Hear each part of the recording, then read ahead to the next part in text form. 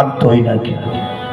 નિખાલસ નિર્દોષ, કોઈ સ્વાર્થ નહીં, બાપ ને દીકરી વચ્ચે. દક્ષ મહારાજ રડે, આંખમાં આંસુ. ઓ મારી ઉમા, મારી ભવાની મને કાલ છોડીને જતી રહેશે. નિર્દોષ નિખાલસ બાપ અને દીકરીનો સંબંધ છે. એક બની ગયેલી ઘટના દાદા હુદી કર.